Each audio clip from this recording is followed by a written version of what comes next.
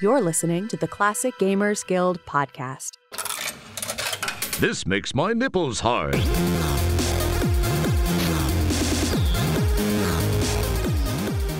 Hey there, and welcome to the show. We have been having a lot of fun with ranking episodes lately, so Paul came up with the idea of ranking something other than a Sierra game. Can you believe it? We had to reel some of the listeners back in. They're like, hold on a second. But no, we're going to be ranking LucasArts games. I was going to say classic LucasArts games, but Paul said that's redundant. Well, technically, the last one was in 2000, making it legally classic. So we're just going to rank Lucasfilm games that some of them were remade, but they were made originally in the original time. We're not going to be talking about the remakes now, although who knows, in a future episode, we might even compare them, do some remake comparisons and stuff. But for today, we didn't ask anybody any questions. We asked people questions before. It's a lot of work. Yeah. So this time we haven't even asked ourselves, but we did come up with a list of LucasArts games. We're going to put in our personal ranking within our own system. We're going to calculate the numbers, and at the end, you can tell us all about what you think on our opinions when we release the episode. If you want like a proper version of this, go check out Yak's Wax Lips ranking. That's you're going to get organization. You're going to get clarity, cohesiveness, overall, community input as far as voting is concerned. But if you just want to hear us stumble awkwardly through this, well then, bloody welcome back to the show. This is gonna be fine. Yeah. This is definitely us. So first on the list, and no shocker, is Maniac Mansion, which is just slightly before. Like, you'd think that it came after Zach McCracken, but I guess right now I'm looking at it and it didn't, huh? It's weird that you think that. So let's break that down. But okay. You feel like timeline-wise it belongs after Zach? No, I think you're correct. I just think I didn't know. Well, that's less fun. I didn't like how you conceded immediately. I never played Zach McCracken. I have a slash box of Maniac Mansion that I had from growing up with the copied book and stuff in it. And then I was at a vintage shop called Cavity a few years ago, and the guy knows that I collect computer games. So one day I walk in and he's like, I have this flattened game box and it has all the paperwork in it, but no game. You can have it for free because I know you like that kind of thing. It's probably just garbage, but whatever. So I'm like, thanks. And I take it, and yes, it's flattened, and yes, the disc is missing, but it's also the Lust version of Maniac Mansion that was sold at Toys R Us, but it got banned because it had the word Lust on the back of the box. And then they stopped the limited run copies of it and removed it from the back of all the other boxes, including my other box. So it's a little bit rough, and somebody might have written a phone number on the front in pencil, but otherwise, hey, I own it, and it has a story behind it. So that's kind of cool. That is so cool. Okay, and it's informative too. So just in case this is the only facts we give out the whole show, let's dwell on it for a second. Was the Lust version of the box the one with the creepy face in the background? I guess they all are, but it was the one without the marbling on the side. Right. Yeah. No marbling. And it was in a soft box that was not a 2-component hard box, because the other version I have is a 2-component hard box. Okay. I like the way you're bringing component into this. It sounds very knowledgeable and kind of sexy. It's 2 components. So break it down on a structural level. But yeah, Ron Gilbert, the only reason I knew about the Lust box is because way, way back, I think it was in September, Ron Gilbert tweeted and said the back of the original Maniac Mansion box and the word Lust just got it banned from Toys R Us and required a redesign of the box. And then he's got a picture of the box that I have, and the little pointing to love, lust, power, greed, wealth, insanity, burglary, kidnapping, which was on the back. Man. Yeah, that's wild. It's wild to know that was enough back in the day. 1987, just the word lust. Like, whoa, somebody think of the children. So, but you know what? On the gameplay side, I never finished it when I was a kid. It was really hard. I didn't know what to do when Nurse Edna kidnapped me. it wasn't my first LucasArts game. I ended up randomly coming across a copy with from my dad, bringing it home, I think, after I played what I will obsessively talk about later. But it's a cute game. It was very cartoony. I felt overwhelmed in the original version. I think, how many is that? 12, 13 verbs? What the hell? Like, so many words to choose from. You're like, unlock, walk up, like close, right. I don't fix. What am I supposed to do here? Like, new kid, and then you lose one, and then you lose the other, and then you can't go back and pick the other characters. There was supposed to be a right combination of using Dave and Bernard or whatever it was. Or no, it was Dave the useless one. I can never remember. One of them is supposed to be useless, right? There's like that's interesting. I guess I have only thought of it as Bernard being the best, and now I don't remember why. I had that dog tagged in my head. Like, you pick Bernard because he can. Is it like something about the computer in Fred's room, maybe, or there's something Bernard can do that the others can't? Mm-hmm. Maybe. Did you ever finish it? Yeah, I did. I finished it. I think at least 2 times. I really like Maniac Mansion. I think it's. This is weird to say, but I think it's underappreciated. I know it gets credit where credit's deserved in the sense of being, I guess you'd say, the first point-and-click adventure game. I think you can definitively say that. Because Sierra was still in AGI in 1987, right? So it wasn't Sierra that did it, so it must have been them. So yeah, anyway, Maniac Mansion is Ron Gilbert's first game, is LucasArts' first game, probably the first point and click. Actually, it's probably not. There's probably some super obscure title that it actually is, but who cares? And anyway, it's known for being a benchmark sort of game, but not a lot of people, even in the community, have necessarily played it or like talk about it very often. Like, it's definitely under discussed. Maybe that's what I could say. Not considering like it had a spin-off bloody TV show, which I didn't even know about till like way later. Right, with Eugene Levy, I think. Yeah, that other dude. What's his name? Right. Yeah. So, is Eugene Levy not in it? Is that? Hang on, Mansion TV show. I think he is. Or Tony Shalhoub, maybe. No, I think it's Eugene Levy. Yeah, Joe Flaherty. That's who it was. I'd never heard of that before at all. You'd recognize his face if you saw it. Would not. You'd be like, oh, that dude. It's a Canadian sitcom. Oh, here we go. I think people here just want to take a break for a moment and think about what their favorite Canadian TV shows are from in the past. I mean, that seems like a logical thing to bring into a podcast, doesn't it? I just want to be like, oh, Anna, cut it out. And then just look right in the camera. Cut it out. Huh? Who else is thinking of the Jackrabbit with the Dave? Cut it out. Oh, no, it's a jackalope. Wow, nice. Yeah. Can't believe we made it like over 200 episodes and you hadn't done that yet. So hadn't pulled out the jackalope. We just unlocked an achievement.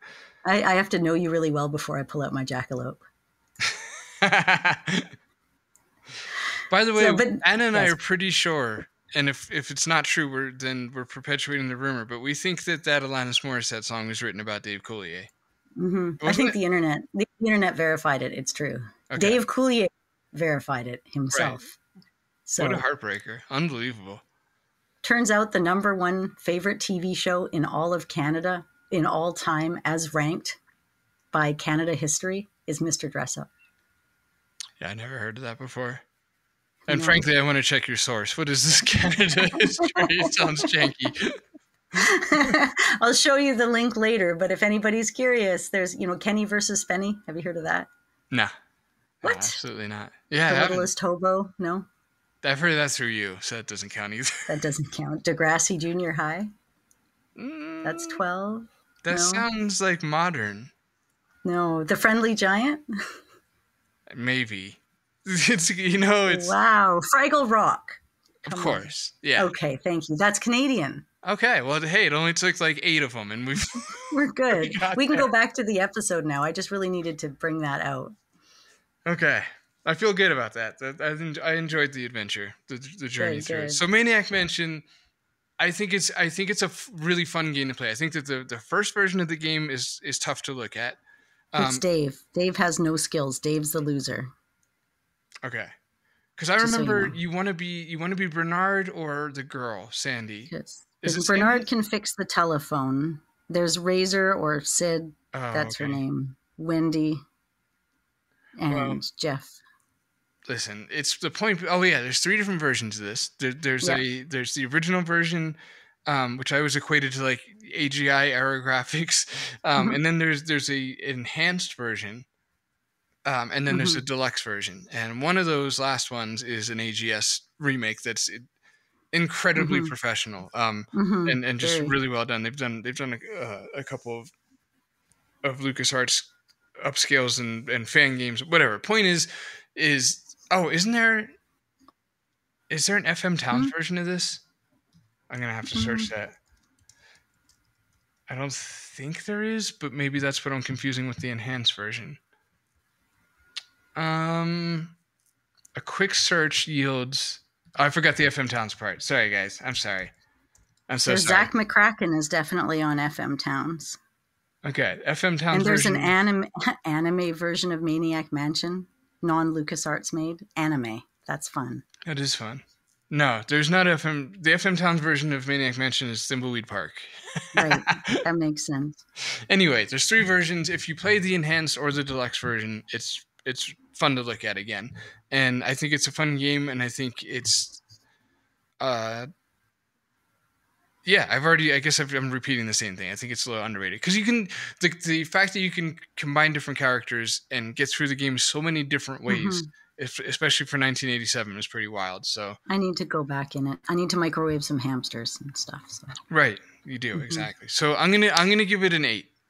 Wow, yeah, that's good. I'm gonna write that in. I'm going to give it a 6 because I don't know it well enough to give it anything better.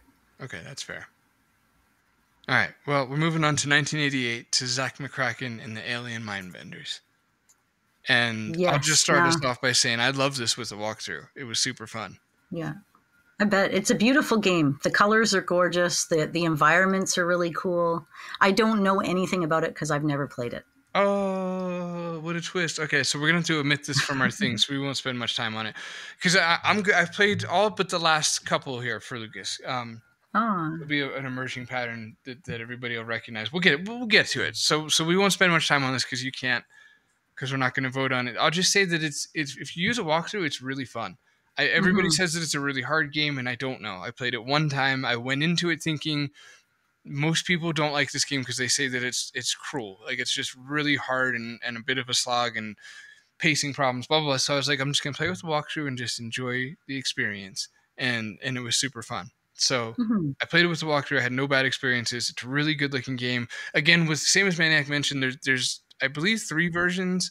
And as long as you go with one of the just not the first version, then it's a really good looking game. I like it because you globetrot. You travel different places in the world, and it was 1988. It doesn't give you the scale as best as it could because ultimately a lot of the locations from weak memory accounting of it, I remember not really feeling like I was in different places so much, just standing in an airport in a different place. Maybe you leave the airport and get to see like one room of the place. I don't know. I think it was at least one of them where you go to get a stone off a cliff. But point being is that it has early feelings of open worldness, which you didn't often get from LucasArts. That's not true. That's very not true. But it gives you some I'm glad you're there to fucking monitor what you say, man. That's helpful. It gives you a sense of open world and traveling around the world. And I think that I feel like defending this game as we would defend Sierra remakes, just assuming that a lot of the audience has written it off and say that if you just grab a walkthrough and play through it, it's a good time. I'm going to give it a 6, but it doesn't matter. Because Anna's not voting, so it's not really going to be a thing, but whatever. All right, moving on to 1989. Indiana Jones and the Last Crusade. Now, I know I played this because we did a podcast episode about it. So I tell you what, it's been played. Yes. I've been working on my Sean Connery ever since that. Can I have a ship of your shoulder? Oh, that's Can I have a ship of your shoulder? Something like that. Very good. Yeah, no, that was... Thank you. I'm a huge fan of Sean Connery ever since like the Alcatraz movie and stuff too. And the Indiana Jones, obviously. He's so good. Sorry. He's so good. Wow, I think we like him in different ways, but We do. No, he's handsome. I like it. I liked this game. I remember my criticism coming in, and it wasn't even a criticism because, like, okay, if I read the book Indiana Jones and the Last Crusade based on the movie Indiana Jones and the Last Crusade, and it followed the storyline as closely as this game followed the storyline of the movie, I'd be like, this is the best, most accurate rendition book ever. I love it. I love how it's so accurate to its source, and I think this game did that very well. It is extremely accurate to its source, add in puzzles, keep exactly the storyline. I felt like a little bit of rushed productivity and maybe a little bit of like potential lost in some of the, the ending and in some of the story, but very freaking accurate, man. It is really accurate. Just as far as judging any game in any genre to the movie it's made after, and you're not going to find many that can outdo this as far as a companion to the movie. It's like, and it's pretty. The church is pretty. What else? The buildings, the tombs. It's such a cool looking game. Yeah, dude. You're getting me excited about it. It's so good looking. And there's two versions of this game. There's the EGA version and a VGA version, and they both look really good. Because I'm sure, as our listeners already know, like LucasArts had just beautiful EGA graphics. With or without Mark Ferrari's involvement. Like obviously when he was involved, it was especially gorgeous. But even without him in Last Crusade, which now I'm losing confidence that he wasn't involved in, doesn't matter. The point is their EGA is just on point, and then their VGA looks great too. So this is one of those games where like both versions look about equally good to me, and if anything, the EGA is maybe a little more charming. But I love this game. Does the art remind you of? Okay, not take this really loosely, but like the overall vibe. Does it give you like kind of Police Quest vibes?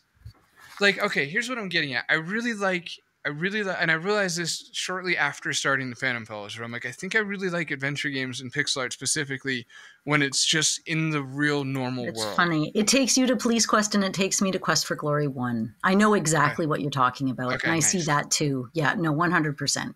Yeah. There's something, like, it's very neat and tidy and like... Yeah. And there's something like the buildings are very like... but there's also like a lot of like little detail and like... Yeah. The rock work, the structure, the shading, they did a little bit more work than in Dithering, which obviously we hadn't seen in their games before. Perspective, like when they were doing the caves and things, they were playing around with color. And I mean, it was visually appealing, the church, the stained glass windows, things like that. I love it. I love seeing just like his office in EGA. When you switch over to like EGA and you see like the Cayenne and just beautiful. So it's also good looking. Yeah, that's my favorite. I mean, I'm partial. EGA has my heart. That art style is very near and dear to me. So yeah. But for our listeners to clarify too, if you just for fun, if you're sitting around right now and you can, if you Google Indiana Jones Last Crusade and the Graphic Adventure, because you have to put all that in, you'll never get to the game. If you search that with EGA attached and just like compare that to like Police Quest and SCI Zero era Sierra games, it's like it just gives you that same warm vibe. Okay, all right. Anyway, the game itself is awesome. There's a pixel hunting part that's really annoying in the library, that I've never liked, and the fighting never bothered me because you just mash keys and it's easy. Like you get through it quick. I don't like the walking through the castle. That's really annoying, and I don't like the staircase in the Zeppelin. That's really annoying. So basically, what I'm saying is it's a really great game. It's really pretty. I've said it on the pod before, but Last Crusade, if I had to pick, is probably my favorite movie. God, that's the nerd in me is just screaming right now. Like, name the other three it's tied with. Yes. I'm not going to do it. I really want to. Harrison Ford is overrepresented in the top three. Yeah. But anyway, it's basically what I'm saying is that it's an awesome game, especially if you adore the movie, because you really get to basically play the movie. You get to feel like the movie. Oh yeah. But it has like 3 really annoying parts in it. So and so that it would be a 10, but I hate the castle part because you have to walk around undetected or you have to fight, and I don't like the staircase in the Zeppelin, and I don't like the pixel hunting. So I'm gonna give it. I should give it an 8, but I'm gonna give it a 9. I gave it an 8, so that's fair. Yeah, I had a feeling I thought you were going to do that. Like at first, I was thinking 8, but then as you started talking more, I was like, he's making it a 9 because there's no 8.5 here. Exactly. It deserves an 8. It gets a 9. Okay, that was fun. Feels good. I love this game. All right, on the games past. Loom, 1990. Right. Now I haven't. Have I no, we didn't end up doing did we do an episode? Yes, we did do an episode about this game. I did finish it. The fleece, right? The twisty things. I know all of these things. The sheep. I can rate this game. There it is. It flooded back. It was something to behold, honestly, watching your memories come back to you like that. Really. But yeah, this game it's done by Brian Moriarty, right? That he did the whole Trinity. He did Infocom. He even did like Zork and Hitchhiker's Guide to the Galaxy. And I mean, obviously a super creative, super duper smart guy to even put together the concept of a freaking game that runs off of music, man. I just want to flex my nerd muscle and say he specifically did Trinity and Wishbringer. And yes. Those are like as far as spearheading, like project lead. He was also the project lead for The Dig, as we discussed in our episode with Daniel Albu, which you could check out now, available on Apple, iTunes, and all the other places. But why was I saying that? Because he left The Dig, and that's a fact about Brian. But anyway, back to Loom. Yes. It's it's a beautiful game, and the concept is interesting. It's everybody says it's super easy, but it's not necessarily as intuitive for me. Like when I played it with no hints, like I'd miss spells or I just simply do everything I was meant to do. And there's a few places that even with a walkthrough I found really confusing, but it is such a neat, tight little story, isn't it? I mean, it's not a hugely long game. Yeah, it's weird that you sexualize the story like that, but that's just something I'm a child of my environment.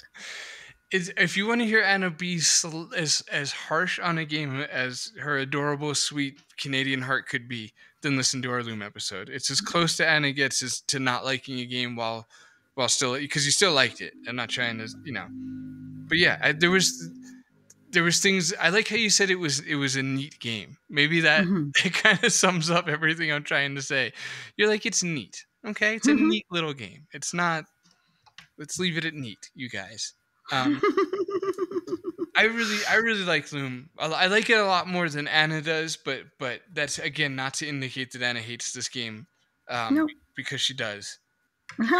because she doesn't. Oh God, I really didn't mean that. Because she doesn't. Jesus, I zoned out because I'm remembering all the different versions, and I'm like, should we say all this and that? But it's a neat game. Nothing like this game's been done since then, and that's weird. And I mean, it never gave me any problems on a technical level. Right? See, listen to her try to be sweet about it. This is adorable. I love this. I knew.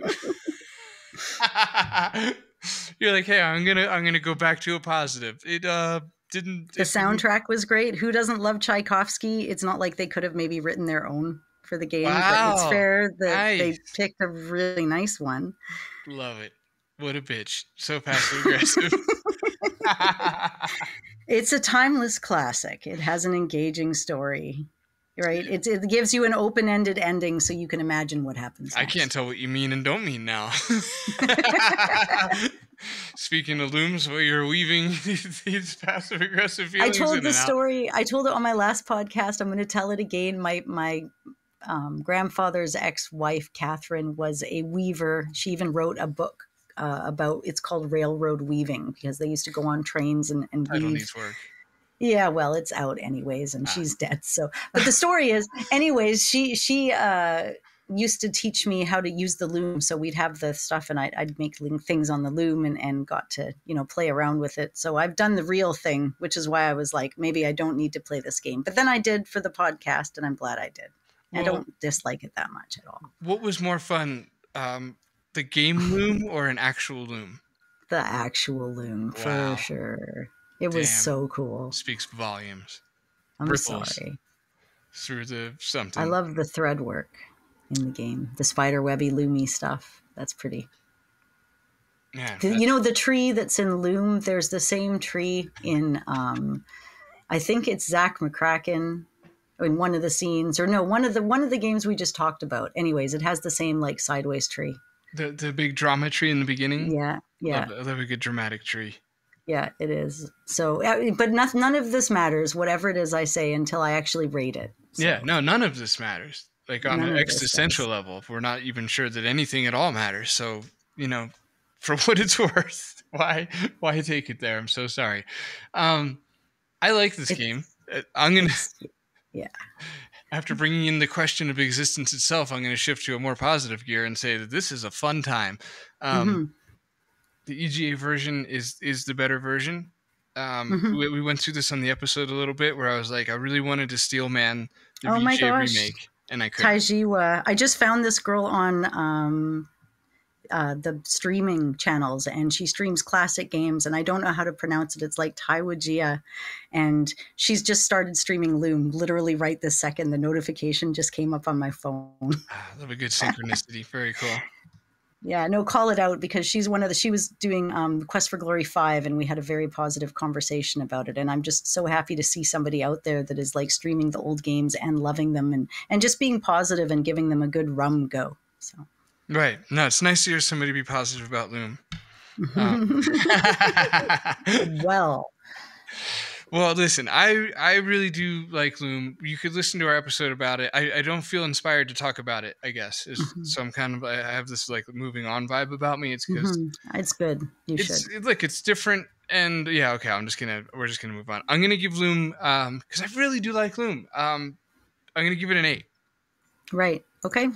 8 for Loom. And I'm not able. I've tried starting Loom so many times, and I only finally finished it when I had to for homework. And my dad told me I wouldn't like it when I was a teenager, so I have to give it another 6. I'm sorry, everybody who hates me now. Even 6 sounds a little high, but that's okay. That's all right. You're going to forgive me that number. Should I would be a 5.5. It's an American 5, a Canadian 6. Right. Right. Yeah. That makes a lot of sense in a weird way. It does, actually. Okay, next we're moving on to The Secret of Monkey Island. The Secret of Monkey Island. You have to say it just right. I never had... This is where I get excited, guys. This is the exciting moment. This is the moment where I say that I never played the original of this game with the original graphics, because I got the Monkey Island Madness that came in the LucasArts Archive Volume 3. And let me just pull a date out of the copyright, maybe. Where do they keep the dates on bloody LucasArts games? You know, that's the thing about Sierra. You can rely on... There it is. 1997. That's when this came out, I guess. Or at least that's the date on the bottom, 89 to 97. Right. Oh, that's right. Okay, it's a CD and it has 1 and 2 on it, right? And it's a few, yeah. So Monkey Island Madness has the full version game of The Secret of Monkey Island and Monkey Island 2, and a playable demo of The Curse of Monkey Island. And then it has also The Dig, a full version, Full Throttle, a full version, Afterlife, a full version, and Dark Forces, and a sampler where I got to learn about X-Wing, Jedi Knight Outlaws, Yoda stories, and Indiana Jones and his desktop adventures. And I don't know if you played that, but you get like this mini Indiana Jones, and it's like a desktop-based interactive...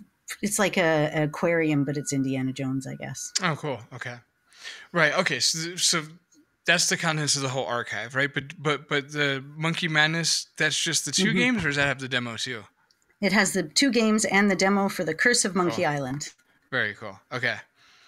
Yeah, and so I was really lucky, because that was my first kind of experience with LucasArts games. I'd never played them other than Maniac Mansion, and my dad just brought this home randomly because we're a Sierra family. And he's like, hey, try this. And I'm like, and okay, my exact experience was The Dig I didn't understand and I didn't play. The 2 Monkey Island games I finished all the way through with no help. I just completed them, and they were funny, and I liked them. Full Throttle, I liked it, and we'll get to it in this thing. But Afterlife is where you... I don't know, are you familiar at all with Afterlife?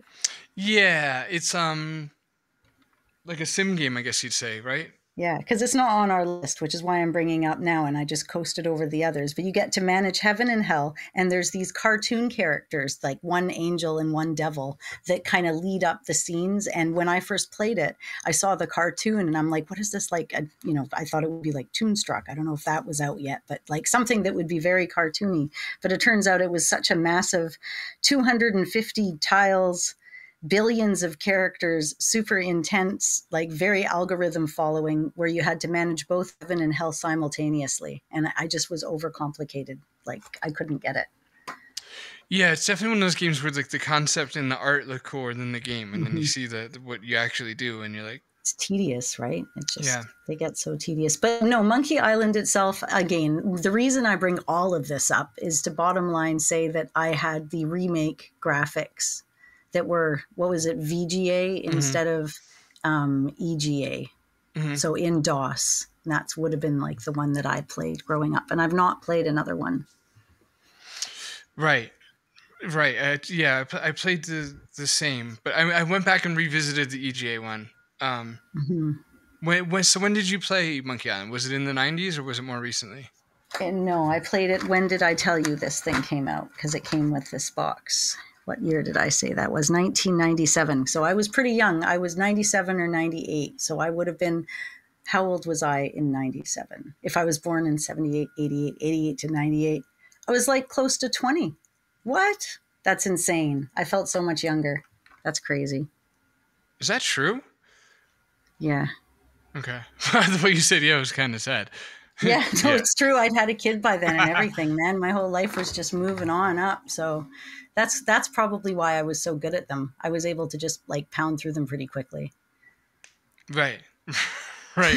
Sorry. That's okay. I'm gonna leave it. Appreciate that. Okay. Well, we've never done an episode on Monkey Island because we've never talked about it because everybody else has, but we've never said that. We might one day. We're coming around on the idea as we've been doing this for 6 years. Because in the beginning we were like, we're never going to do it ever because everybody else does, which is true. And there's so much Monkey Island stuff out there. But now it's like, I could see us doing it in like a year or three. I mean, because I haven't played it since, since, and we could do a version comparison episode. There's really a lot here. Right. Yeah. It's tough with LucasArts because I feel like their versions were just aesthetically different. And I could be wrong, and that's the research of the episode potentially. But I would need to be wrong to do an episode, right? Because it's like otherwise how are we just going to talk about how it just looks different? I'm still in shock that I was that old when I got this frickin' thing. I can't even, I kept thinking I was 13 or 14 and I was frickin' wrong, man. Right. A lot of existential dread going on right now. I can sense it in the voice. Yeah. It's been a heavy weight since he made that discovery on air. Yeah. Well, listen, Guybrush Threepwood is going on a fun journey. A lot of people call this game funny, and I feel like that's strong wording. I think this game is fun. But it's not the kind of humor that I feel like is like laugh out loud humor. Is that really harsh? Are people going to be mad at me for saying that? I think they're going to be mad at me for saying that. Games never made me laugh out loud. In as much as Larry games are funny but didn't make me horny, but they didn't make me laugh out loud either. Like, I don't laugh out loud at games, but I was also rather a stoic kid, and maybe as a grown-up. Or if I was playing with a group of people, I would use the energy of people to make me laugh out loud, but because I played my games mostly alone, I didn't see the need. People must have laughed out loud at the dairy farmer and the insult sword fighting. Because the way it sticks in their memory, like they must have made them had a good laugh. Okay, I think it was funny, yeah, and we memorized it. A lot of people did, and it was all about.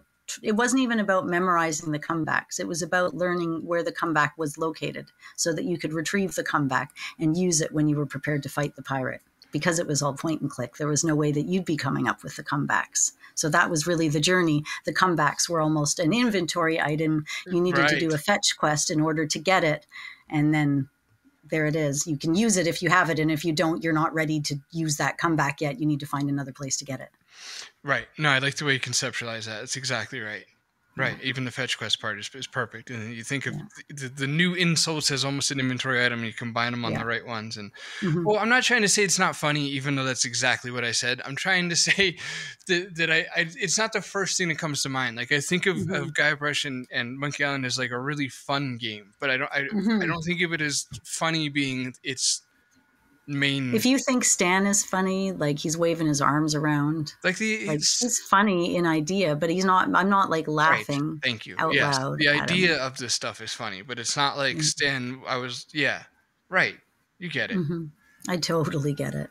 In case it sounds negative, I really love this game. I played it.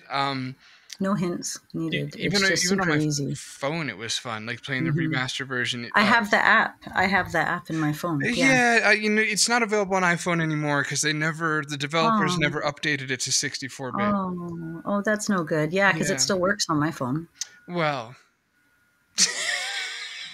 So does Thimbleweed Park. That's pretty on the phone. Right, that still works. But yeah, no. And the Gabriel Knight Anniversary, I got it on my phone. And Karateka. Hello, you people out there that like Karateka. You can get it on your phone. Thank you, Jordan Metchner. I know I'm close to updating my phone when I delete Gabriel Knight. Because it's like 4 gigabytes, and that means I'm running out of space. And I'm like, that and Sonic are both like 4 gigs. So. Okay, so sorry, I get so pretentious when Sonic's or consoles brought up. I'm like, anyway.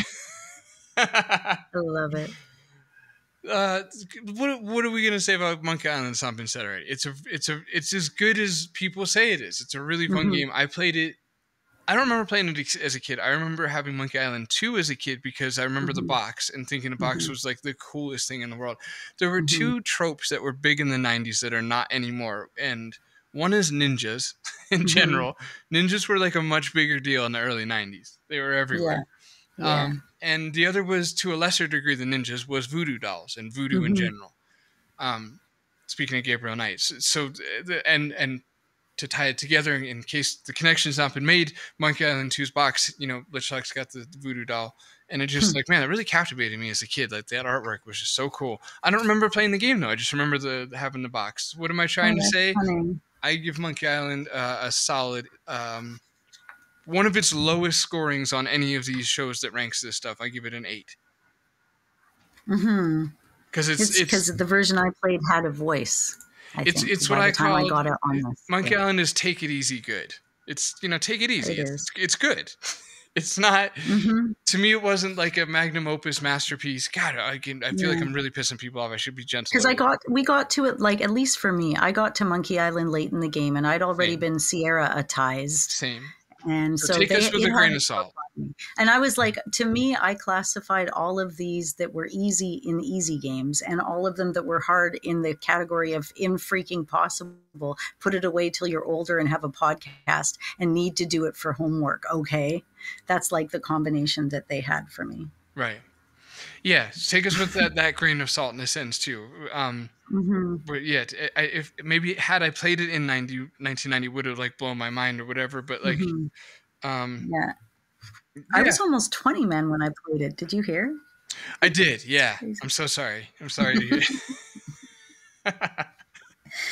That's why I had Maniac Mansion first. That makes sense now. It makes the fact that you got through it without help a lot less impressive.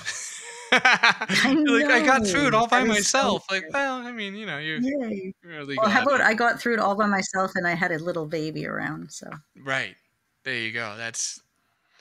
I don't know what to do with that, but hey, no, I had a kid. 96. So. Well, what do you? I give it. I think, you know what? I really liked it, and it was easy, and everybody loves it all the time. So I'm going to give it an 8 as well. Okay. So again, that sounds like a 7 that you're making an 8. Like. Do you think I undercut but that comes my own across opinion? as I give it a 7, but because it's throwing that Monkey Island weight around. It's got some clout. You're like, it gets 1 clout point. It does get a clout point. So 7 plus clout point equals 8. That's the vibe I got. That's probably more accurate than anything. All right, we're good. We both give it 8s. Monkey Island 2. How about let's get through this one quickly for the pacing of the episode. Monkey Island 2 is a really good looking game. I don't. God. Actually, what can you start us on this? I don't know if I like it more than 1 or not. Yeah, I liked it about the same. I went through it pretty quickly. I've only played it once. You're still Guybrush. He's defeated Ghost Pirate LeChuck now. And now he's all up in the love shack. He wants to hang out with Elaine. And then there's all this big treasure stuff. So it's fun. It's not super hard. It has a very simplified inventory setup. It's pretty. It has nice shading. It has nice framing. I didn't have any problem finishing it. So another 8 out of 10 from me. Yeah, same. Because actually, it doesn't matter what I say right now; it's still going to be an 8 because it was a lot of fun. And yes, I've only played it like one time. It's weird. We do struggle to talk about the Monkey Island games. I guess because neither of us have really played one in a while either. It's way, my information is so out of date. I love seeing how much everybody else loves it, and I think that's good for now until I have to do an episode. Yeah, I feel like I've always felt like Guybrush was their Roger. You know, where it's like, I get it, but Roger's my guy for this. Yeah, this totally. Vibe. Roger, if this was Space Quest 4, it'd be getting a 10 out of 10 because I couldn't give it higher. Yeah, because I laughed out loud at Space Quest 5. I meant to say that back there. Oh my God, there's some funny fucking lines in that game. There's good writing in that game. You know what? Let's talk about Sierra instead. Okay. Yeah. Monkey Island 2 gets an 8, and then the pacing of the show is enhanced because we get to kind of skip one for free there. It's a great game. You guys know it is. You don't need our validation. We're not, because I know we're being dismissive, and I know this game means a lot to people. So I'll just say that yes, we're coming across dismissive. I'm not going to gaslight you into thinking we're not, but it's not in disrespect. It's a really fun game, and everybody's already said all the words on it. So the end.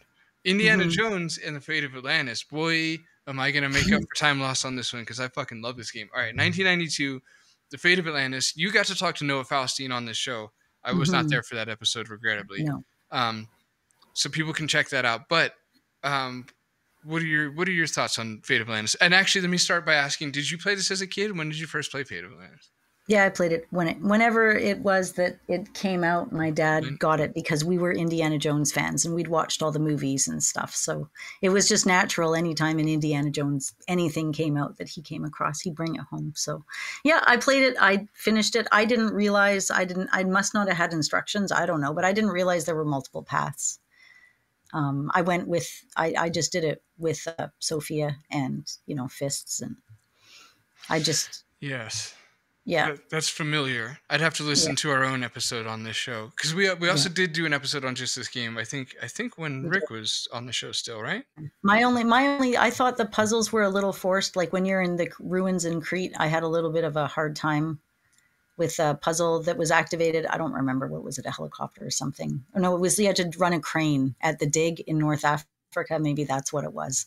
But there was like the puzzles, some of them were a little tricky on the technical side. Like you really needed to put in your 10 or 15 minutes and you couldn't mess your way through it. And you couldn't just watch a video. You actually had to physically go through the puzzle. And I think it was just a delightful game. Glorious. Right. I'm not sure if I knew about the past either, because I kind of remember saying it on the show as opposed to just an actual natural memory of the accountings. That's but I feel like past people have made fun of me for that. They've been like, how could you not know? And I'm like, I didn't get it, I guess, in the same way. Right. Because it has something to, God, I don't want to frustrate anybody listening because it's such vague memories, but I feel like it had to do with the moment with Sophie where it feels like saying that she can't come or something is the wrong decision. But I can also feel like I'm not being precise enough. I'll just leave that. I'll say that what I said on the episode before, and it's always like my little go-to line about this game, is that I think it's the perfect game. It's as close to any adventure game has ever gotten to being a perfect experience. Like there's some buggy things with the sundial. I get what you're saying with some of the puzzles where sometimes it feels like you're on the verge of being stuck. It can be a little bit hard, but ultimately, it's probably again, it's not a perfect game, but it's as close, I think, as any game has ever gotten, adventure game has ever gotten to being perfect. Which is a tough ask as far as balance puzzles and being fair, but also especially LucasArts giving the feeling that there's stakes. Because you could die in Fate of Atlantis actually. So it wasn't just an illusion of stakes, but the story is incredible. It's the story I love the most. Like when you walk into my house, the literal first thing you'll see is a poster, movie style poster of this game hanging up. And it's there to make up for all the lack of love I show LucasArts. It's concentrated into just this game because I adore it. And it's canon. They did so cool. The lava shots were cool. Just the car design, the caves, the docks, the clouds. It is beautiful. What a blown opportunity the Dial of Destiny was that it wasn't this story, because this is nobody. I didn't watch it that movie. because honestly, it would affect my own feelings of mortality seeing Harrison Ford just dust his way through that. But like knowing that the route that they were always going to go, which was let's hand Indy off to or even not hand him off, but let's have like a female lead as Indy's younger sidekick. Like it's the trend of films these days, and I think I remember talking about this with Rick on this episode like 5 years ago. So that's why I'm saying it was always going to be that way, where like there was going to be a female lead for the latest Indy movie. And it just should have been Sophia. Like this would have been the perfect story. Like it would have checked their list and my list. Like it would have given them the female lead they wanted, and they could have even left Sophia Hapgood off, as like the next Indy if they wanted to. But anyway, the point being is like if you wanted an old Indiana Jones with a young female, it should have just been Fate of Atlantis. Just give Indy gray hair and adopt this exact story, and it would work perfectly. Because Fate of Atlantis is such an Indiana Jones story. Like it feels way more Indiana Jonesy than the Crystal Skulls did. Like, and I know fans at the time, like a lot of the backlash was like bringing aliens into Indiana Jones was largely unnecessary. Because and I think it's unnecessary because of stories like Fate of Atlantis. Like, there's plenty of cool Earth shit to do for Indy, or archaeological stuff to do for Indy. And I'm just saying, they really, really blew it by not adopting the story for the movie, because it's a goddamn great story, and it's a really good game. And I love this game on a nostalgic level as a kid, and I love this game every time I've played it since. I've replayed it many, many times, and it's a 10 for me. Yeah, no, I would agree. It's right up there. It's a masterpiece for sure, and it won't be my only 10, but it is definitely a 10. Feels and good. You do know, though, that they're doing the Great Circle, Indiana Jones and the Great Circle, because that's coming out on Windows and PS5, and that's first-person perspective, but it's sort of like it's placed between Raiders of the Lost Ark and The Last Crusade, but it is an adventure game, action adventure.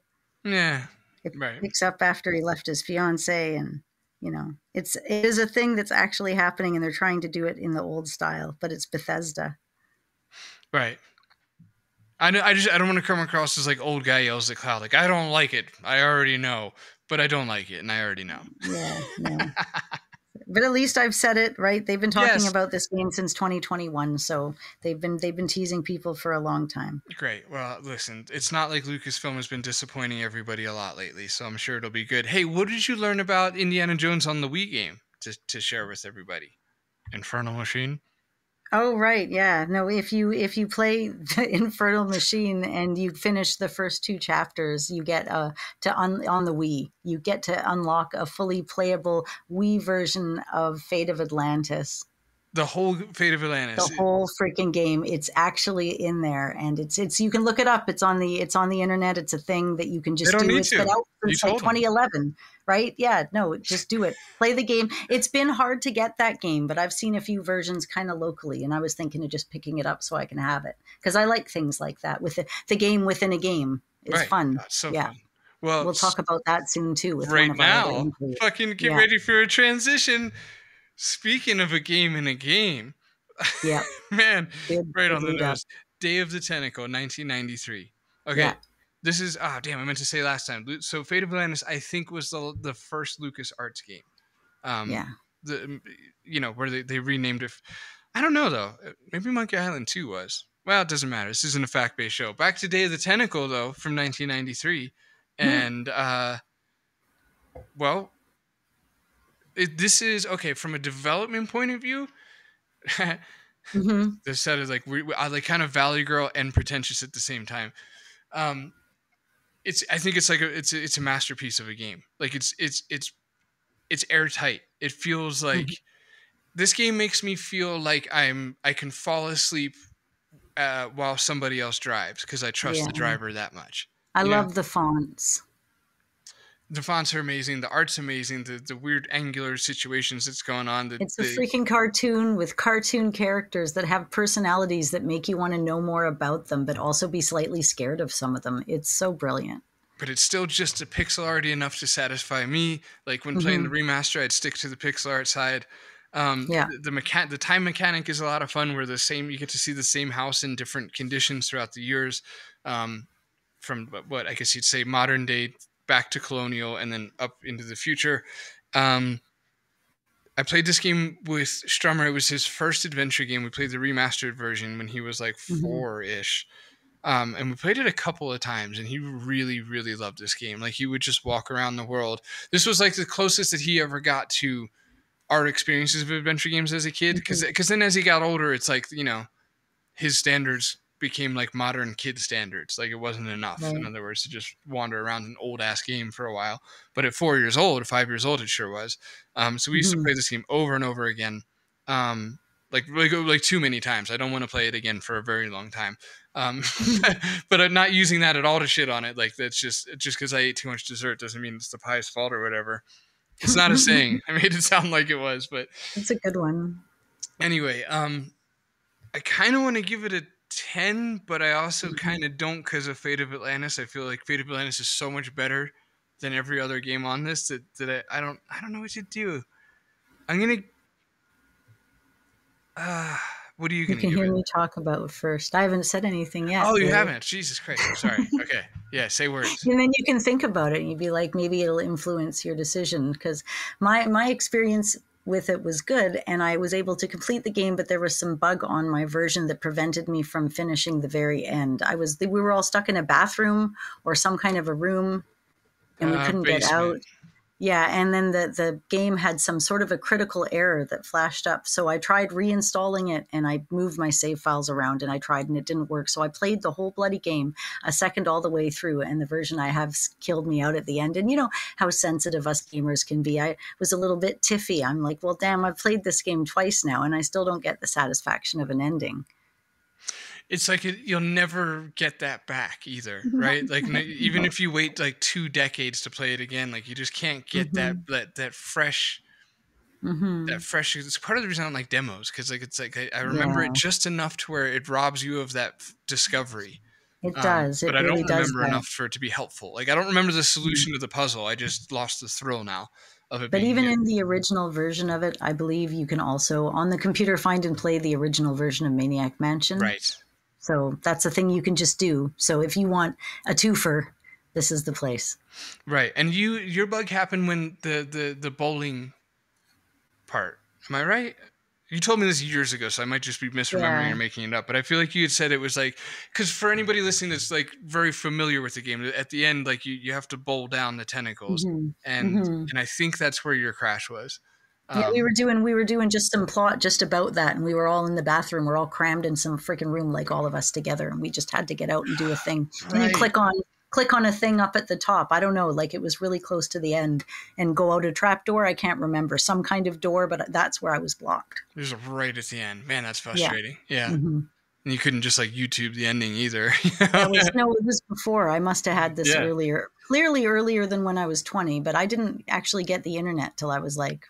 I didn't get the internet till like 02, closer to 02. Right. I was a bit late in the game, I think, for that. I used it at my dad's house, met a friend in the Philippines. He sent me mangoes, but then I lost his contact information. But I did get some really nice mangoes, dried mangoes. Okay. Right. That answers my concerns about the agricultural laws regarding the import of mangoes from Peruvian. Where is he from? Venezuela? Ging Talcalala Burn. Where was he from? The Philippines. Good. We all needed to know that for closure. If he was wondering what's taken me so long, I just lost your address. My grandma threw away the envelope, and I was so mad. Right. The him that's listening. Got it. Well, this game, I give it. You've talked me out of giving it a 10. That's for sure. Yeah. No, I'm just kidding. You haven't affected my feelings, I don't think, on the game. I think you're going to be 10 out of 10 on this. I don't know. What are you going to give it? Me, I'm going to give it a 9 out of 10 because I never could finish it. See, that's impressive. You still give it a 9, though? Yeah. I liked it. I liked the characters. It was like playing a cartoon. It was funny. I liked the tentacles. I liked their personalities. It was I thought it was a really good game. I didn't actually say what I thought about it, but it's actually a really great game. It flowed well. The characters were handled extremely well. It wasn't anywhere near as frustrating as Maniac Mansion, and it well deserved a remaster so that anybody could play it with whatever graphic styling they like.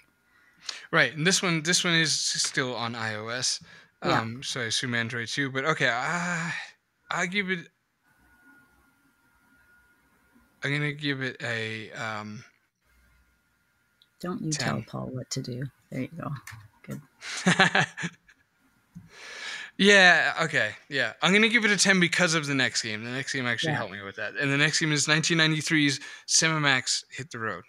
Yeah, which is, again, another cartoon-like game that's funny that I played when it came out. I've played recently, and the humor is right up my alley. I love the idea of a psycho rabbit. I wish more of my friends played it so we could joke about it. And it would be a super cool cosplay to see somebody at a party, Sam and Max.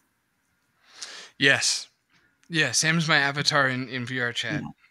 Yeah, it's very good. The game is funny. I like the maps in the game. I like the totems. I like the characters and the plays on like what Conroy Bumpus, like the mystery vortex. I can't even, like, everything about it sticks in my head. It was a funny play and I didn't need any help. And there's more, like, even replaying it as a grown-up, you can find things like if you keep clicking and pissing them off that you get very specific remarks, or there's a lot hidden in it. I think there's a lot of fun in this game for sure. All the kids that were making it, like the adults that were making it, they brought in their children's side and their teenage side and really just had fun with the idea of being silly. I didn't know that. I didn't know a lot of those things, the kid part. I don't know what to do now as far as the score is going to give it, though, because now you're talking it up a little. Yeah, it's like playing a freaking cartoon, and it's got that psychoness. Like, I liked shows like Kevin Spencer, or shows where one of the characters would be like a little, like, absolutely insane. So this fit in with my humor, which also fit in with the Space Quest humor, which also fit in with like the Tex Murphy humor, along the border of not quite okay for your mom to sit and watch with you. Interesting. Right. Okay. Yeah, I guess remembering that Bart Simpson was really offensive around this time, that makes sense, right? Like, parents did not appreciate the notion of being told to eat one's dungarees or shorts or whatever. It's true. Like, I wasn't allowed to watch Roseanne, so I'd have my thing on the remote, my finger on the remote, and then I'd have one button pushed for like some boring channel, like the Knowledge Network or something. And as soon as I'd hear my dad on the stairs, I'd switch it to something else. But he never monitored what I played on the computer or cared, but he did monitor. And so I'm playing Larry on the computer, and at 14, I'm literally scared to watch Roseanne and have him find out. Right. It oddly makes sense. It does. It's different political views, because he's like, that stuff is very different from his sort of philosophies. And Leisure Suit Larry wasn't. I think it came down to personal ideologies and things a little bit. Okay. I don't remember Roseanne enough for that to jump in there. Well, his stereotype of Roseanne, which is a crass American bitch, I think that was his. Right. Wow. And I'm like, I just think the show is right. I'm like, this is just a funny show. Who cares? Like, people always want to put political statements into it. I'm like, I just think shit's funny. I don't care. And my point is, this game is also funny. I'm rating it a 10 out of 10. I freaking love Sam and Max. There's also cartoons. There's just, for so many reasons, this is a great freaking game. Hallelujah. I'm glad it exists. I'm glad Steve Purcell got the characters from his brother and did cool things with it. And I have Sam and Max season 1 of the new stuff, but not the other ones. They just remade The Devil's Playground recently and put that out. So that's kind of fun. That was like chapter 3, I think. And it's really in the spirit of the original game. It's quite fun. Yeah, Sam and Max is... They're I don't think they're that hard to write accurately for, because they have very strong, pronounced characters and like how they're supposed to be. Very sophomoric a little bit. You know, both of them are kind of young in their own way, but Max is so congenial, like a dog, and Sam, I mean, is so congenial. You're like me. You get them confused, right? I don't know why. There's no reason I should legitimately get their names confused all the time. Right. Yeah. Right now I'm panicking because I can't think of which one's which anymore. I overthink Sam is crazy. See, and because they both seem like they could be very reasonably detective names. Sam is the dog and Max is the rabbit, right? Are you sure? Yeah. I don't know. I think Sam's the rabbit. God damn it. Sam and Max, which one is the rabbit? Give it to me straight, Google. Okay, you're right. Max is the rabbit. Yeah. Okay, so my avatar in VR chat is Max. That's the only reason I wanted to correct all that. It's a great avatar. It's got floppy ears if you hit him. Somebody out there will do it. Gareth, you might be listening. You'll do it. You'll go get the avatar. That would be cool. Yeah. Or get Max. No, Sam. God damn it. Doesn't matter. Look, I'm gonna give this game a 9. I don't know why I'm not giving it a 10. I you know what it is? I don't know why I like Day of the Tentacle a little bit more, but I do. And I know that I do, so I can't give it the same score. I guess I can. I know I like the verb interface a lot. And I think we defer there a little bit, Anna and I, because I don't think you like it that much. I'm not saying you don't like it. And I could always pause and just ask you, but I'm not going to. Instead, I'll just keep assuming it upon you. But I like the verb interface more than the coin or the Sam and Max. Yeah, I think it's a coin. Is it a coin? It's not a coin. It's just like no, Sam and Max is, it's different because they go into verb coin for our next entry. Right. I don't know if I want to give it a 10 or not. I'm going to just leave it a 9 because it doesn't actually matter. What did you give it? I gave it a 10. God damn it. I want to be like you, though. I'm going to give it a 10, too. No, but you gave the other one. Okay, I'm going to give it a 9. Yeah. My gut says 9. It's fine. Okay, 1995, Full Throttle. Yes. I have the big box in front of me.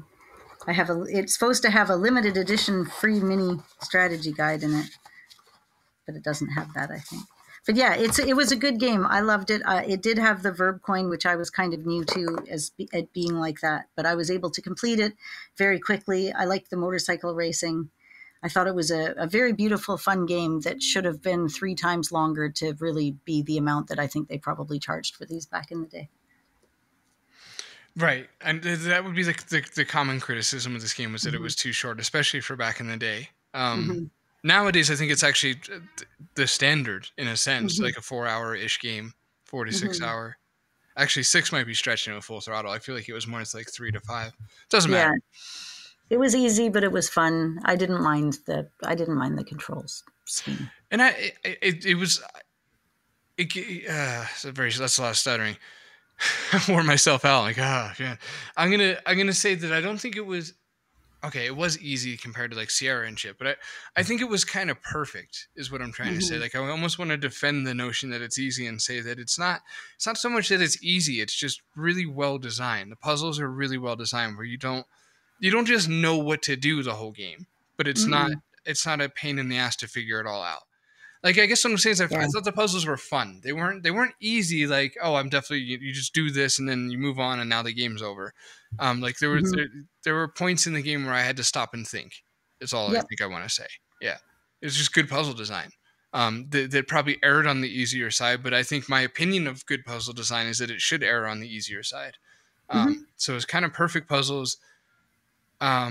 I didn't have like in 95, we've talked about this a lot on the show, but it's like just reminding us all that we had not a lot going on, or maybe that's not fair. Reminding us all that we didn't have a huge Steam library worth of games to play.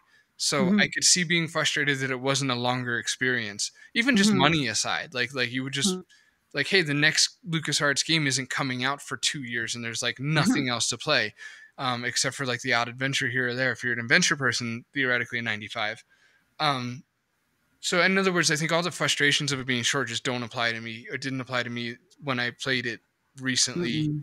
I played it a lot with Strummer again, thanks to the remasters, thanks to them being ported to Mac too, just for my circumstances at the time. And like that was the only computer we had to play with. So we played a lot of everything but Sam and Max, basically all the ones that got a remaster, which unfortunately Sam and Max never did, even though it would look great in one. Anyway, I really like this game. I'm going to give it a 9. Yeah, I'm almost tempted to give it a 10 because I wanted it to be longer.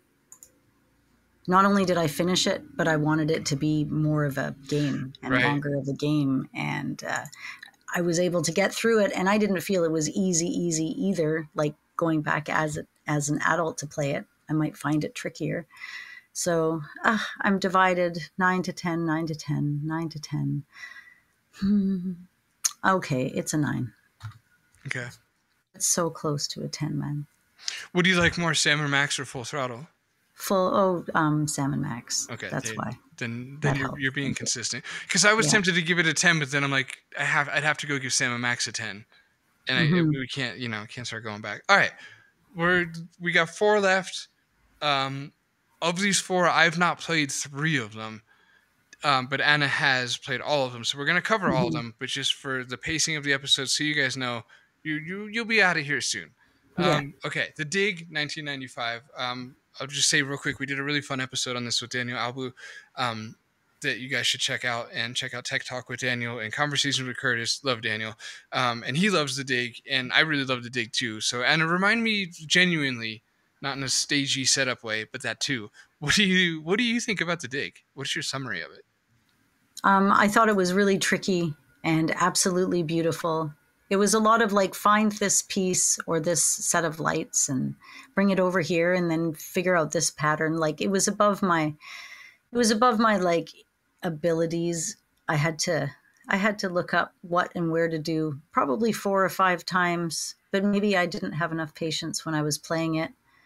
I found it a little tedious, but I liked it a lot in that what it was and the stories, enough so that I'm reading the book. I didn't like the skeleton puzzle very much. For me personally, it's a 7 out of 10. It had, the problem with The Dig is that it had some puzzly puzzles for me. I didn't like anything to do with the gemstones. There was just some like I don't want to say logic puzzles, because in case that's like a rigid definition, but it felt a little too puzzly at points. But the story is really, really good. It's an exceptional story. Something we talked about in recent episodes is like, the more Anna and I dissected the stories in adventure games, especially if you were to go from like, I don't know, 92 backwards. In other words, I acknowledge that somewhere around like 91 at the earliest, maybe like the story started to get more intricate and more complex. But under scrutiny, the stories in adventure games don't hold up very well. Like, especially if we're talking like Sierra, AGI, anything AGI, a lot of early SCI 0. Like, there's not Colonel's Bequest. I was just talking to One Short Eye about this, but Colonel's Bequest, like, under scrutiny, doesn't have as much story as you'd maybe think, unless you really retroactively go back and look at it and break it down and be like, there's not actually a lot here. There's not a ton of meat on this bone. I think our imaginations fill in a lot of blanks and nostalgia and blah blah blah. So it's not a criticism either. I'm just trying to say that The Dig, by this point in 95, was an exceptional story being told in an adventure game. The puzzles got in its way. The development problems weren't as noticeable as you would think. Like, once in that episode, with Daniel's help, with Daniel's help and expertise, we really got to the bottom of a lot of the incredible ride this game was on for 6 years trying to get made.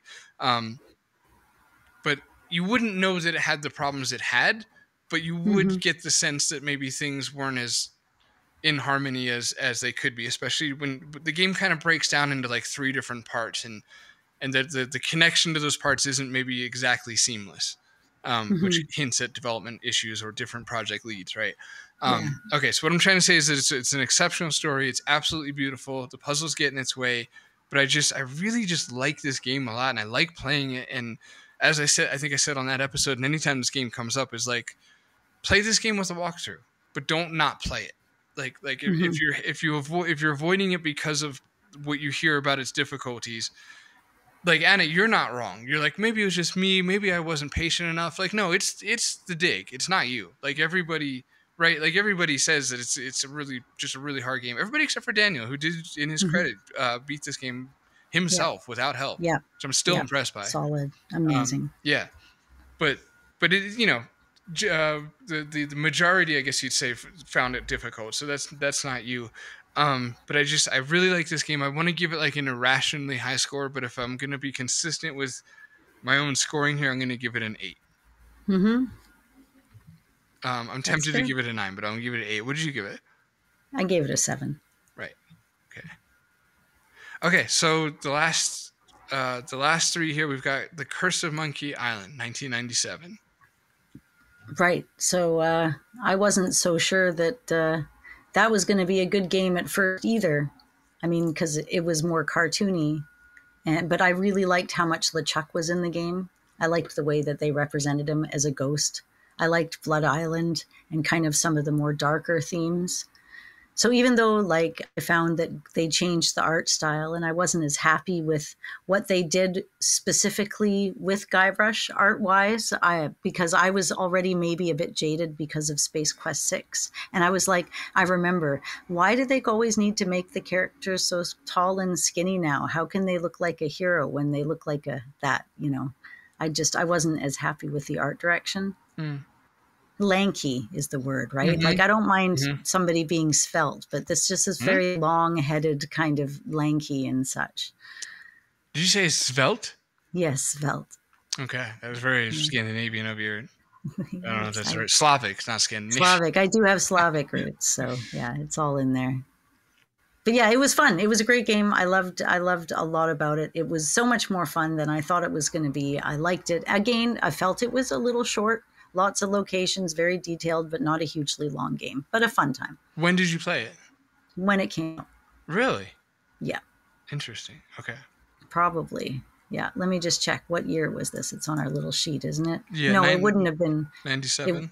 I probably did not play it until 2001, 2002 maybe. Somewhere a little later. Right. Later than the other action pack. Like I played the Monkey Island games in order. Right. But just not new. Right, and it didn't come with the archive, so you wouldn't have played it with that. I get you. Just the demo of it. Right.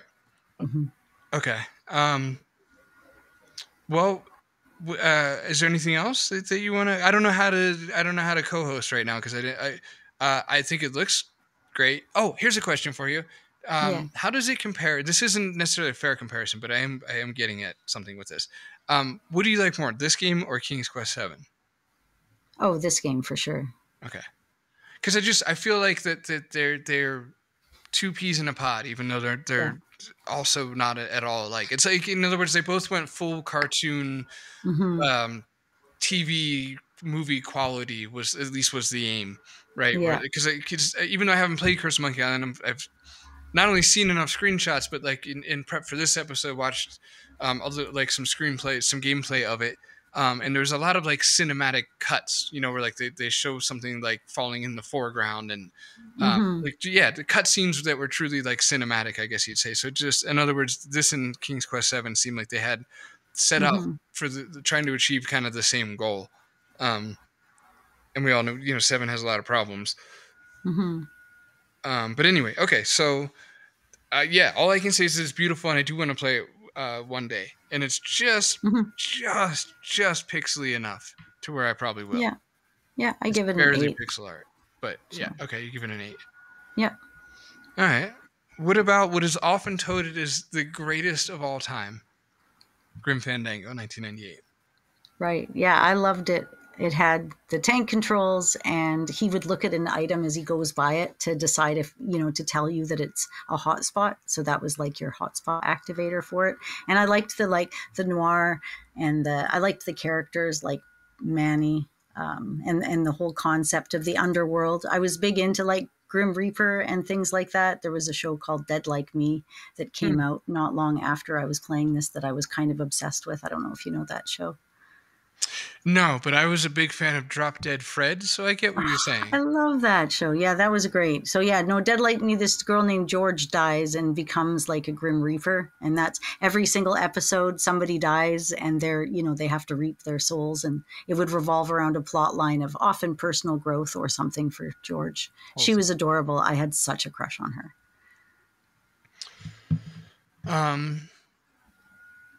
Well, so I would personally, even with the tank controls and everything else, without considering the remaster at all, because it's been remastered, but you can switch between old and new, I'm still bloody giving Grim Fandango a solid 9 out of 10.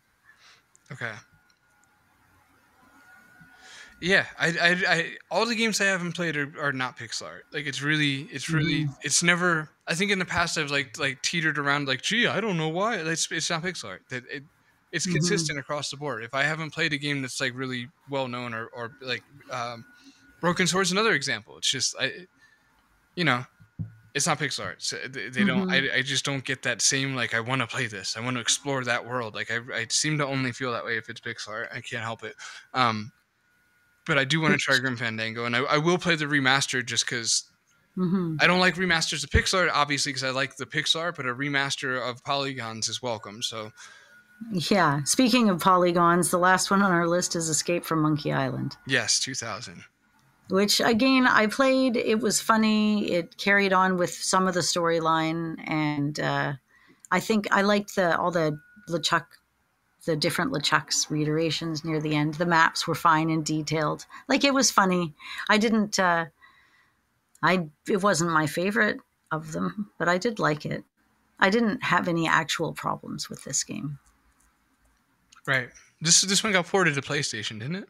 I have it. Yeah, I have it on PlayStation, and I have the strategy guide for the PlayStation version of it. Yeah.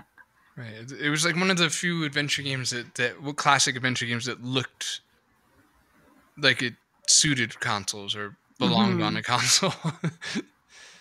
Yeah. No, it's fine. I didn't mind it at all. I'm going to give it a solid. I guess I want to give it a 6, but I feel bad not giving it a 7. So you give it the same as the Dig? Yeah, I guess 6. Okay. No, the Dig is 7. Oh, okay, right. Yeah. You're taking that and I'm taking that back. Yeah. Right. So you give it the same as Loom? So yes. Okay. I just want to take a moment to give a nod to some of the other big boxes sitting next to me, so don't feel neglected and like I pulled them out of the shelf for no reason. Right. It's very important that I give a nod to Broken Age, which is a Tim Schafer game. I have it in the big box. It's still sealed. And I came across it randomly at a local shop for $50. And I'm like, whoa, a Tim Schafer game, and it's sealed. Because I'd never even heard of Broken Age or its Kickstarters or anything else. So I picked that up. I still haven't played it. Could do that for an episode. Thimbleweed Park, Paul gave me because you know how some people just like randomly have extra sealed copies of big boxes laying around their house.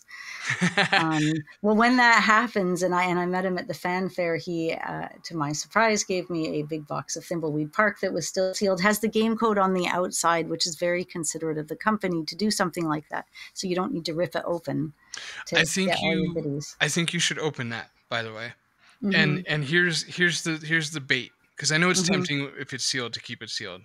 And I wouldn't blame you for never opening it because of that. But I'm pretty sure, and we should probably Google it first, but I'm pretty sure that Gilbert and Co. randomly signed some copies of the game. I even think it was to keep people from keeping them sealed so they'd actually like open their boxes and enjoy them. I think I heard that on the Thimbleweed podcast. It was like a dev podcast they did at the time. We'll see if we can confirm that, but if we can, I'll let you know, because then it would be worth it in just a gambling sense. Like, did you get one of the signed ones? But man, there's so many feelies in there.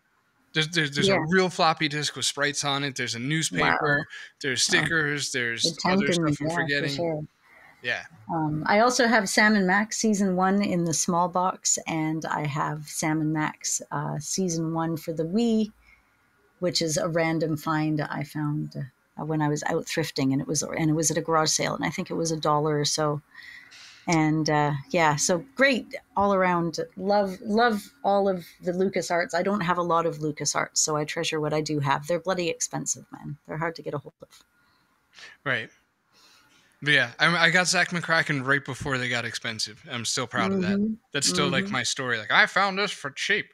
Because I did. It was like 2014 or so. It was like a year, maybe 2 years before they seemed to really start skyrocketing in price. I was able to grab one for like $50, but maybe 70. But I think they're like in the closer to 1,000 nowadays, especially like specifically Zach. Wow. Okay, we're gonna say the rankings at you now. We've averaged it all up with an abacus, and now we are here to tell you that. In last place, there's a tie with an average score of 7.0. We have Loom and Maniac Mansion. Do people hate us now? Have people just left in disgust and said, I don't even want to hear the rest of the rankings? I hated saying it. And I hated the guy who said it, but here we are. Next place, not last, is we're just not built for ranking shit. It's just not our nice. In next place, the next to last is the Dig at 7.5. I feel like that makes more sense on a populous basis than Loom being last, but here we are. After that place is Monkey Island 2, which is actually tied with regular Monkey Island, the original recipe Monkey Island for 8.0. So, right. Which is a solid score. Nothing to be embarrassed about there. Yeah, I think it's still upsetting to people that Monkey Island is that low, but it should fine. Be at the top of the list. Once again, go watch Yak Wax Lips. Very much more professional video. Especially now that you've been through this mess. You're like, you know what? I should have done that to begin with. They were right. Skipped all the trouble. Okay, next, we actually ranked Indiana Jones and the Last Crusade higher than Secret of Monkey Island. Yeah, you're not going to find another breakdown of LucasArts games like this one. No, one of a kind. Indiana Jones and Last Crusade gets an 8.5. Next up is Full Throttle, which got a 9.0, followed by Sam & Max, which got a 9.5. So did Day of the Tentacle, also got a 9.5. And at number 1 is Fate of Atlantis with a 10. Yeah. So we only have 1 10. We have a definitive winner, people. We do. Yes. It is fucking the one I said, Fate of Atlantis.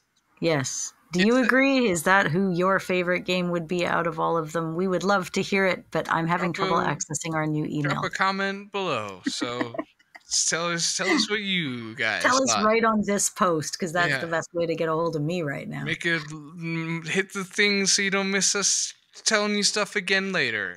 Yeah. That's the one. So there it is. It's definitive. We've done the episode. Do you have any closing remarks? Thimbleweed Park is also a solid 10. It's a spiritual LucasArts game. For some reason, Broken Age isn't. Actually, not for some reason. For a lot of reasons. Look, this is the end of the episode. I won't do that to everybody. I'm sorry. I'm really glad to see Fate of Atlantis landed where it did. And Day of the Tentacle and Sam & Max rounding out the top 3 is fitting. And I'm happy with the way this went. And we don't do a lot of LucasArts stuff, so it should be known that these are pretty high averages. We've ranked a lot of these LucasArts games like higher than even SCI 0, which we both adore. So we got love for these games, we really do. And we proved it. So the end. Also, our new mail is mail@CGG Podcast, but we also have the old one again. But I don't know if we want to confuse people or not. So no, that is confusing. The point is, we do love to hear from you. It's just tricky sometimes, but email somebody about something, and who knows who will respond. I will say, though, thank you to our Patreoners who have been there strong and steady and supporting us, many of them for a very, very long time, especially our true believers, and that is Gareth, who we met at the hotspot and is just the coolest person ever. Mick, who's also in the band, who's like another super cool person. Brian, who I think have Death Defying, right? He's supported us through just Brian, all sorts of cool stuff. When you're hearing right? this, 3 minutes ago, you just shared a Phantom Fellows tweet. So that's exactly. That's weird. And now you know when we've recorded this based on that. Exactly. How late it was compared to the release. And Jay Holmes, you've been there for us since the beginning. You've put like almost more into our podcast than anybody else. And I just hope that you are still listening for all this is costing you. Wow. It really means a lot to us. I'll tell you that. Was I saying something bad? I was trying to be heartfelt. I'm not good at heartfelt. That was meant to be heartfelt. Jeffrey Couch. That's not how heartfelt works. You can't just slap that on the end. Take it the right way. Jeffrey Couch, you're awesome. As even though you're only a show supporter, so maybe you don't want me to say your name, but you do support at the tier of True Believer. So thank you. Mark Fillion, you've been there for us for ages. Tim Ellis, Alan May, I mean, you've been rocking it for a long time too. Same. Ryan Fan for ages. Wow, look at all these names I haven't heard in a while. Monkey 2K, Roberta, Fawn, Sky Krugs, Skay Rugs, and I see you, Scruggs. Jeremy, all over on the internet, and we're friends, and it's on Facebook, and Crom, and Matt, and Adventure Game Geek, and me, Anna. I support the podcast because I believe in myself, as should you. Brandon Higa, Bruce Bernizzi, Chad Armstrong. I've met so many of you Bruce. People in person. This is crazy. Right? Yeah, he's been a show supporter for like 68 months or something, a long time. Holy crow. A long time. Yeah, Chad Armstrong's in there, Chris Hickson, Curtis Myers. Oh, I told Chad, okay, the last episode, episode, I was like, I don't actually have any real friends in Colorado. And that's not true because Chad is a real friend and he lives in Colorado. Oh, how cool. So I didn't realize you guys were both in Colorado. That's good. Right. Yeah, and Chris Hickston and Curtis Myers and Girolamo Castellado. I'm saying it wrong, but I love your name. Gratim, Hobo, Jason, Jared. Josh Koss has also been supporting us for like forever and ever and ever. Joshua Bloom, who you guys have been on his podcast, right? That's a cool thing too. Yeah. Jude Gore, Lester, Matthew Turk, Marcio, Paul, you support the comment. That was way too loud. Richard Sampson, Ronald Dragsta, Ryan Ensley, the Phantom Fellows. Oh, wow, you do twice. That's actually a fan account. I don't know them.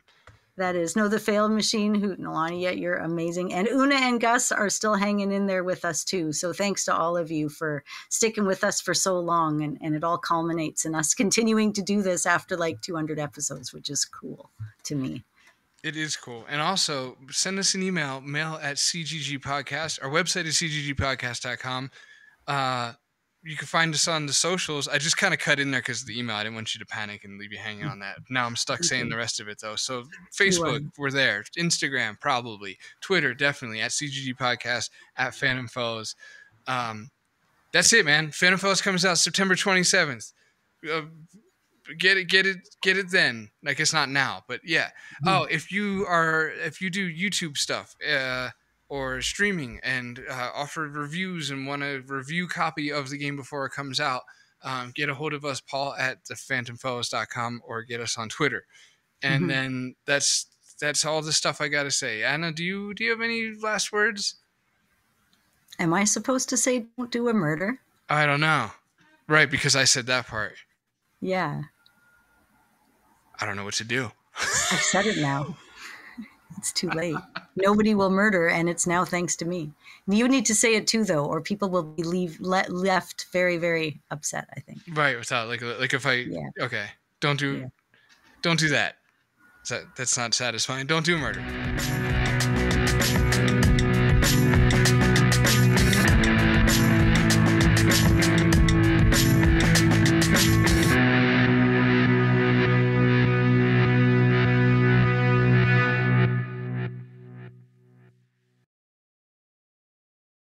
Their poop is gross. Maybe that's what it is. Like, horses have nice little, I've been taking fiber nuggets. They do. Fibrous nuggets. They're ploppy dops. They're nice and easy to be. You can contain them in a basket and then empty out the basket at the end of the day. Exactly. You could hide them on Easter. They're that plump and round. But with really a cow, it's like, it's patties. And as soon as you find yourself describing poop in the form of a patty, you've lost whatever. And there's no peppermint patty here. Right. There is no peppermint.